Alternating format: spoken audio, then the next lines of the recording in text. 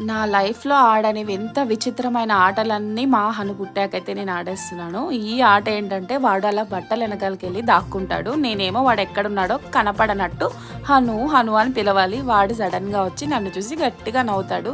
ఇదే ఆట ఆడుతూ ఉన్నామనమాట షాప్‌లో ఉన్నంతసేపు. మీ పిల్లలు కూడా ఇలాగే రిపీట్ మోడ్‌లో ఆడుతూ ఉంటారా?